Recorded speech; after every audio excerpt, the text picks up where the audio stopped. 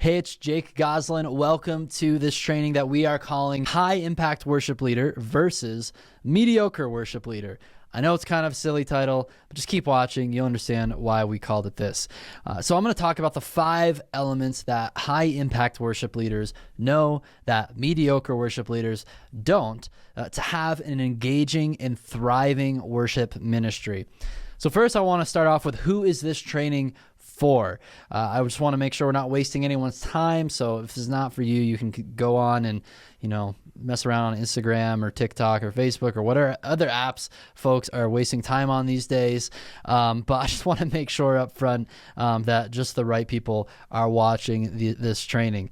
So this training is for worship leaders, the folks who are planning and leading worship in the local church on a weekly basis. It's also for aspiring worship leaders. So maybe you're just getting started in worship ministry and you have to build a worship team from the ground up, but you don't know where to begin. So you aspire to be a worship leader. It's also for folks who really care about the growth in health of the church overall, because worship is just a piece of that puzzle in the overall life of the church, and you understand that, and you want to see your church and your ministry grow and thrive.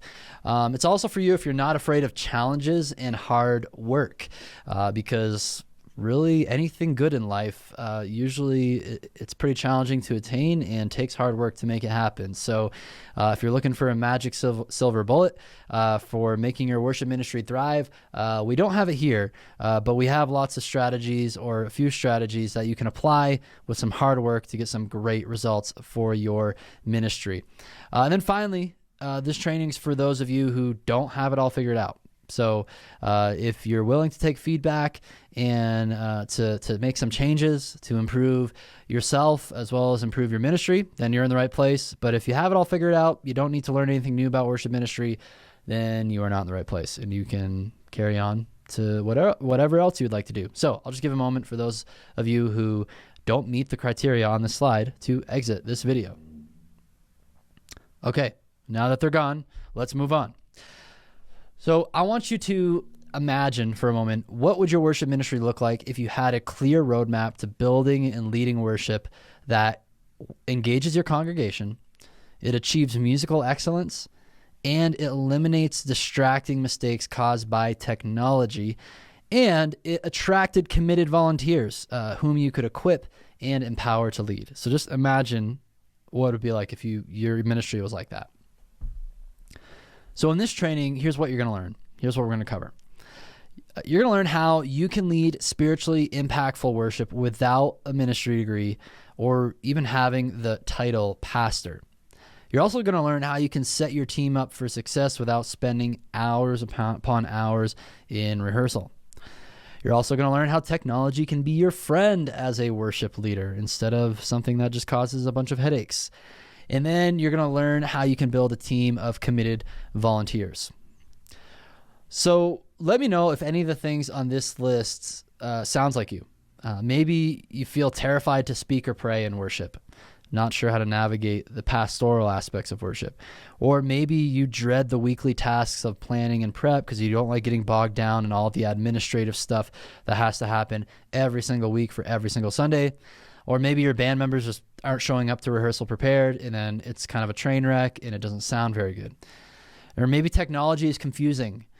You've tried using the mixing console or in-ear monitors or software to run a click and tracks or presentation software, but it's just always frustrating and kind of bogs you down when you use these tools. And then finally, maybe your congregation doesn't engage, and maybe worship is more of a spectator gathering than it is an actually participatory gathering for your church. So if any of this feels like you, none of those things on that list that I just showed you here, none of those things is the actual real problem. So the real problem is that you haven't made the 5 shifts that we are going to talk about in this training. And here's what happens when you make these 5 shifts. So first of all, you're going to have so much more pastoral clarity and confidence as a worship leader, knowing what to say or pray between songs.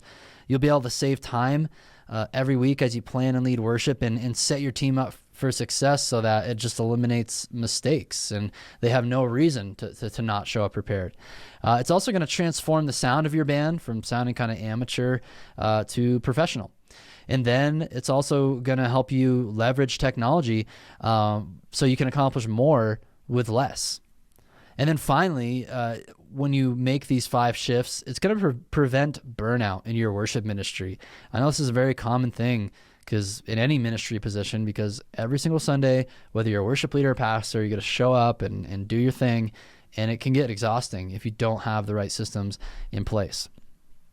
And I want to encourage you, if you're thinking like, oh, those things sound great, but like I could never achieve these things. Well, you can. Any worship leader can achieve this. And I should always put the asterisks on all these things if you're willing to put the work and time into it. And you don't need to lead at a mega church. Some worship leaders think, especially those of us in smaller churches, which is most of us because most churches are smaller, that like all these different strategies we see at mega churches are only for mega church worship leaders. But that's so far from the truth. So far from the truth. You can do it even if you're not a mega church worship leader. And you don't need to write a best-selling worship album or like a best-selling worship song in order to have a thriving worship ministry.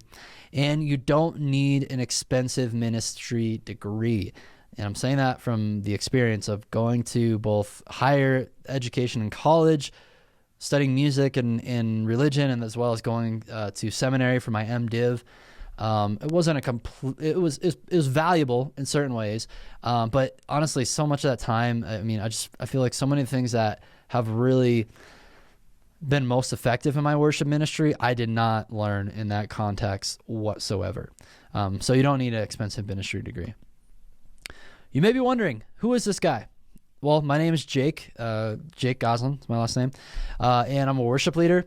And I'm a worship leader at a church called Mission Lakewood Church. So we are a church in the Denver area. I'm in Colorado, one of the most beautiful states in the country, one of the most beautiful places in the world. I love it here. And I'm a part-time worship leader at Mission Lakewood. We're a plant. We set up and tear down every single Sunday in a high school. So I know what that's like if you do that as well at your church. And it makes for a lot of fun YouTube videos that I make. It's on my YouTube channel. But our church is around 100 people on a Sunday now, which is awesome, given the fact that we started at like 25 people on a Sunday a year and 9 months ago. So it's fun to see the church growing and flourishing and serving that community in Lakewood. I'm also a husband. My wife's name is Kaylee. I'm a dad. My kids are named Amos and Galilee. It's a blast. And then finally, like I spend most of my time on Churchfront. So that's this online resource that you're taking advantage of right now. That's what this training resource is coming from. And it's a platform really to help worship ministries. Our tagline is that we help worship leaders lead gospel-centered, pastorally responsible worship, as well as tech-savvy worship. I'm kind of a tech nerd, and technology has really helped my ministry in so many ways. But it's been kind of a hard journey getting there, so I like to make that journey a lot easier for folks. So that's enough about me. If you didn't know who I was, let's go ahead. Let's dive into this training. So I just want to take a couple moments to kind of jam on this difference between a high-impact worship leader versus mediocre worship leader. And of course, this title probably sounds a little harsh, right? We all want to be high impact and none of us wants to be labeled mediocre. But the truth of it is a lot of us, if we're not intentional about our own growth and pushing ourselves, we're going to fall into mediocrity. There's everything in the world just wants to pull us into mediocrity in every aspect of life, whether I feel it all the time, like the pull to be a mediocre husband, to be a mediocre boss, to be a mediocre worship leader. So we just want to avoid that as much as possible. And I just want to avoid or paint a picture for you of mediocre worship leader first. So let's compare these two things. Let's look at the mediocre worship leader. So here are some things that kind of characterize their ministry. First, they don't know how to pastor their congregation. They pick songs on a whim. They're not building a sustainable ministry. They're spending too much time being bogged down on administrative tasks during their weekly prep. Rehearsals are long and just unproductive. Band doesn't even sound better after 3 hours of rehearsal. The band sounds amateur and just doesn't sound tight. It doesn't sound full. Technology is a hindrance and a distraction. And they also don't empower others. They don't help others grow into their own giftings in worship ministry. And finally, mediocre worship leaders just don't invest in themselves. They're kind of just complacent, okay with staying where they're at. They don't want to change. So let's look at the high impact worship leader. A high impact worship leader shepherds their congregation with confidence. So they know how to pastor their church through worship. He or she also crafts meaningful and impactful worship gatherings. They spend a few minutes per week on administrative tasks. A high-impact worship leader, their team shows up prepared and ready to go for rehearsal. And then those rehearsals are quick and fun. Like they're really efficient. Everybody, everything just comes together, and they're ready for the service.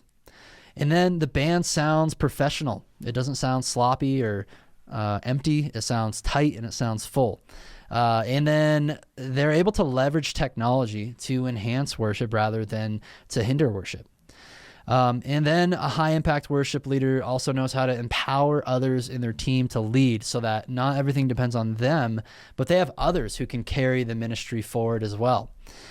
And then a high impact worship leader understands the importance of investing in themselves. If they're ever going to make progress in their own personal growth, they have to invest in their own knowledge as a worship leader and their skill set.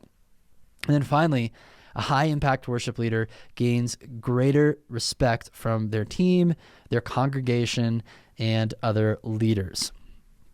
So if you want to make the change from the mediocre worship leader with this list of characteristics to the high impact worship leader, you have to make these 5 shifts. It can be kind of overwhelming, all the different pieces of advice floating around out there about how to grow as a worship leader, improve your ministry. But if you do these 5 things, you're going to be a high impact worship leader, and God's going to do some amazing things through your worship ministry. So let's go ahead and dive into these shifts. So shift number 1, high impact worship leaders are pastors. They're not just song leaders. So here's what happens when you don't make this shift. If you don't make this change, the congregation isn't receiving the spiritual nourishment they need. Planning sets is boring and confusing. You don't know what to say or pray in worship. And people just see you as a song leader and nothing else. It's like, oh yeah, so-and-so, they know how to play guitar and sing some songs and we sing with them and it's great, but it's not really that spiritually meaningful or impactful. But here's what happens when you do make this shift. You have clarity on how to craft meaningful and impactful worship. You have confidence to speak or pray in worship. And then you gain the respect of your congregation, your team members, and other leaders because they see you as an actual spiritual guide, a spiritual mentor that's helping to nourish them in their spiritual lives. Like, this is such an important part of our responsibility as worship leaders. I love the book by Zach Hicks called The Worship Pastor. He says, ready or not, you're a pastor. It doesn't matter what your title is. It doesn't matter whether or not like you want to be a pastor, you are. And again, it's differences between like if you're ordained or not. I'm not talking about that here. I'm talking about you have a pastoral role in function because you're picking songs each week that you're putting onto the lips of your congregation. They're singing these songs, they're remembering these songs, and those songs are shaping their theology, and it's helping those people relate to God. So there's a lot of stake there's a lot at stake there, and that's why you need to understand that you're a pastor and not just a song leader. And it's totally going to transform the way that you approach your weekly process of planning and leading worship. So the way to make this shift is you have to develop a robust theology and philosophy of biblical worship. And then you need to learn and implement a framework so that you can take that theology, which is kind of all like theory and a lot of head knowledge, and you need to be able to translate that into something practical so that you actually know what to say or pray, how to pick songs, how to plan sets, and do all the week-to-week duties of a worship leader. So check out this story from one of our students. Her name is Shannon, and she took the gospel framework that we teach in one of our courses, and this is what happened. She said, the past 2 Sundays, I've refined the planning of worship to use the gospel framework. In both Sundays, I've had members seek me out to tell me how meaningful and beautiful worship was, and they each had a piece about them that I can clearly say was the Spirit having touched them. So she was able to take the right theology, combine it with the right like methodology and framework that we teach, and then these are the results she got. So then she goes on to talk about how the guest preacher was also really impressed, and she just was able to tell the gospel story throughout her worship planning and leading, and God was moving powerfully, obviously, given all the feedback that she was given after the service. So it's not rocket science, but you have to put in the time and work in learning the right theology, as well as have the right framework to apply that theology. So that's shift number 1. High impact worship leaders are pastors, not just song leaders. Shift number 2, high impact worship leaders plan efficiently. So here's what happens when you don't make this shift. You're going to waste too much time planning each week. Your band is going to be under-resourced and under-equipped, so they're going to show up to rehearsal under-prepared. And then your ministry is never going to grow beyond you because you don't have any systems that can be replicated or learned by other folks on your team. And then here's what happens when you do make this shift. You're going to spend just a few minutes on administrative tasks each and every week. So rather than just, slogging away every week for hours trying to put the chord charts together and plan your sets and communicate with your team, this stuff takes like 2 minutes to do. Your team members are also going to show up prepared. So even though you're spending less time, they're actually going to be way more prepared, and you're going to set them up for success. And then you're also going to create systems that can be operated by others. So your worship ministry can grow beyond you, and it can scale, and you can take vacation, and you know that there's not going to be a train wreck. So here's an example from another one of our students. He was using Ableton Live to run tracks in worship, to automate lyrics and lighting, do all this cool stuff you can do with Ableton Live, but he didn't really have a great workflow in place with it. So basically he went through our system and he was able to develop out a workflow where he's planning out his Ableton Live sets and building those sets in a matter of minutes each week instead of hours. So I'm just super passionate about seeing this happen in other worship ministries and for other worship leaders, just because I know that for myself, time is like the most valuable asset that we have, right? You can always make more money, but you can't make more time, right? And time, we only have such a limited amount of time on this earth, and as worship leaders, we don't want to be wasting it on mindless, repetitive tasks that can be automated or just streamlined to save us time. So that's shift number 2. High impact worship leaders plan efficiently. Let's go to shift number 3. High impact worship leaders equip their band with the right tools. So here's what happens when you don't make this shift and you don't provide your band with the right tools. Your band is going to sound sloppy and it's going to sound amateur. And then rehearsals are going to take forever. You're going to keep repeating songs, and then they're never going to get much better. And then people are going to forget what they learned in rehearsal. And then Sunday, it's just not going to sound good at all. You might as well have not rehearsed at all. And then you're also going to waste money when you're not getting your team the right tools. I see this all the time. Worship leaders are trying to figure out, what keyboard do I get? What tracks rig do I get? What mixing console do they get? And unfortunately, there's so much bad information floating around out there that it's hard for them to make like a really good informed decision, and then they end up wasting a bunch of money. Either it's their own money that they invest in the ministry, or it could be wasting their church's money. So here's what happens though when you do make this shift and equip your team with the right tools. Your band's going to sound really tight. It's going to sound full. They're going to sound the best they've ever sounded. And then rehearsals are going to be quick and efficient. And you could spend like maybe an hour, a little bit more than an hour in rehearsal for 5 songs, and you'll be set to go. You don't have to repeat songs over and over and over again. And then finally, you're going to save money. You're going to be a better steward of your church's resources when you equip your band with the right tools. So here's Dane's story. He was another one of my students wanting to learn Ableton. You'll probably see a reoccurring theme. A lot of my students really want to learn Ableton Live because it is like the most amazing tool ever. But the point I'm trying to make here is that like it's not so much about Ableton as it is like the end result that you can get from Ableton. So it might sound cool to learn Ableton, but at the end of the day, it's about achieving these specific goals. And Dane wanted to eliminate just the annoying mistakes that were happening and the awkward transitions in worship. So he just said, basically through our program, he was able to get Ableton up and running in a really user-friendly, quick way, and then it allowed his band to have more structure and have and eliminate the annoying distractions in between songs. And so he's only able to do that because he was equipping his team with the right tool, which in this case was Ableton Live. So if you want to reach that level that like a lot of the pro worship ministries sound like, you have to use the same tools as they are. And what's cool is you don't have to be a mega church ministry like Hillsong Worship to use Ableton Live. Like all sorts of small churches use it. My church uses it. You can implement these tools in your ministry. So that's shift number 3. High impact worship leaders equip their band with the right tools. Shift number 4, high impact worship leaders leverage technology.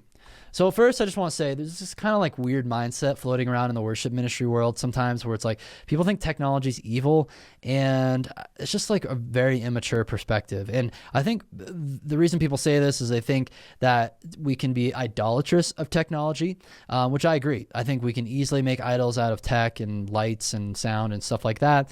We do have to be discerning when we implement it, just like when we implement any other tool in our worship gatherings. So definitely go about this in a discerning way, but don't just write it off as evil. This is like a very immature perspective on that. And technology can really, especially in smaller to mid-sized churches, it can help you more than it actually helps the mega churches.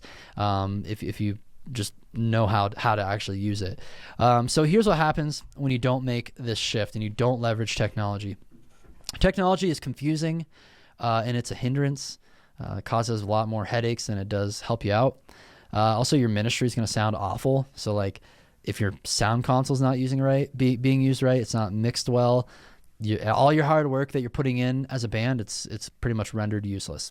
And then your visually, your worship gatherings will just be unappealing or unengaging. Like people just will kind of check out and they rather scroll their Instagram feed during service or check their email rather than pay attention to what's going on. And then finally, you'll just have lots of distracting mistakes happening when you're not leveraging technology properly. But here's what happens when you do make this shift. Your band is going to sound amazing. You're going to have visuals that enhance and support worship and really help emphasize what you're trying to communicate in worship. You're also going to be able to eliminate distractions in your worship gathering so that your congregation can be singing along and they don't have to worry about lyric slides being missed or late or any weird sound glitches happening, but you can just eliminate all those distractions. You can also increase your creative potential. This is one of my favorite things. It is amazing what you can do with technology today, especially one of my favorite examples of this, like at our church, we actually, automate our background videos, and we'll make some like kind of custom cool background videos that add a lot of cool visual dynamics to it. So it's not just a boring looping motion background. And then we'll cue it up at exactly the right time with Ableton Live. So we have a cool video going on that's like visually supportive of the song. And then our lyrics are all queued up, and of course, eliminates any potential for mistakes. And then our lighting cues, those can be pre-programmed for a song, and they're all queued at the exact right time, and then they can support the energy and the theme of the song, and it's just like super powerful what you can do with that. And here's the thing, we don't have a lighting person. Like, it's all automated, and it's cool because it just drastically increases our creative potential as a team. And then finally, technology, when you leverage it properly, you can share your worship gatherings with the world. You can broadcast your worship service so that people who can't make it there on Sunday can still feel like they're participating in it, listen to the message or even listen to the worship. Or people who are potential first-time visitors at your church can also check it out before they ever show up, because that's a huge way that a lot of people are actually being introduced to a church for the first time, or your church. So they're going to check it out online and they want to get a taste of what it's like before they actually visit. So I want to go ahead then and share with you a story of another one of our students, Abraham, who was able to leverage technology for his worship ministry. Hi, I'm Abraham Karam, and I'm a worship leader at Coker UMC for the Contemporary and Spanish services in San Antonio, Texas.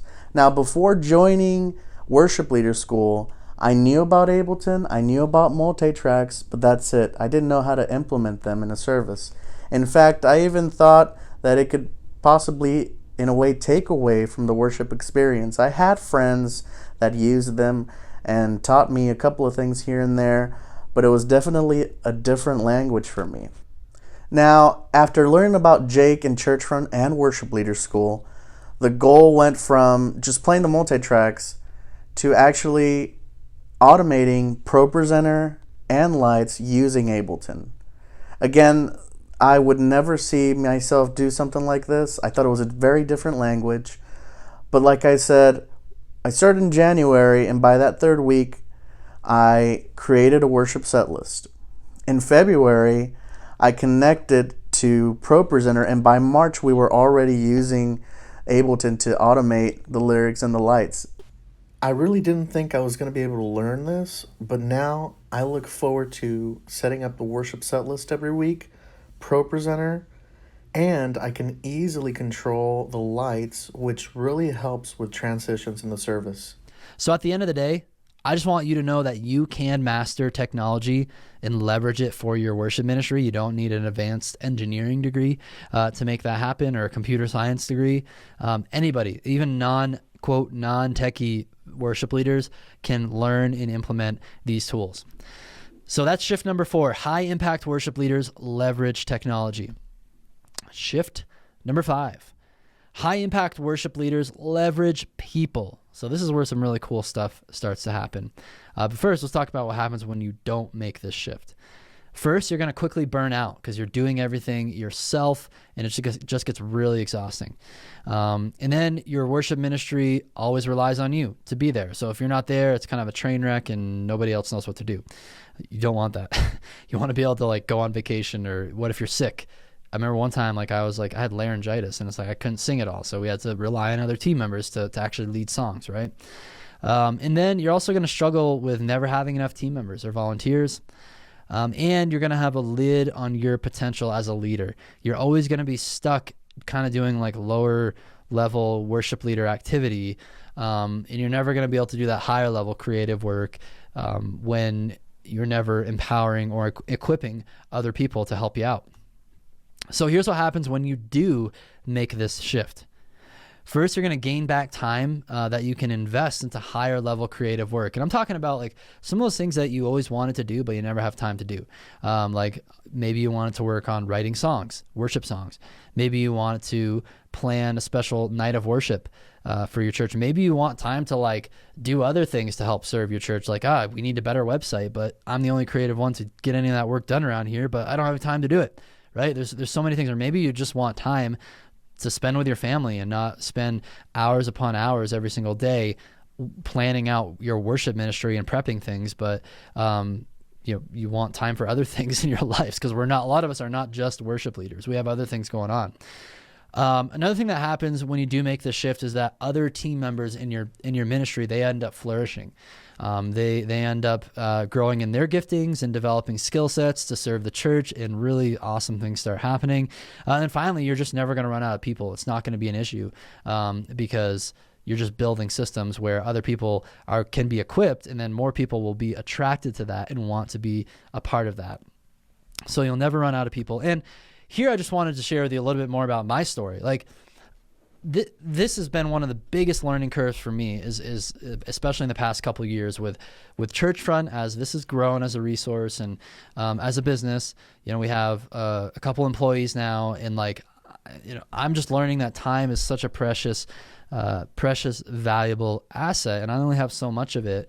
And I've got a family, I've got kids, and then I'm leading worship at Mission Lakewood, and what we're doing at Mission Lakewood on Sundays, it's not like we're just showing up and I whip out my guitar and we play a couple songs and that's it. We're kind of ambitious. We're doing a lot.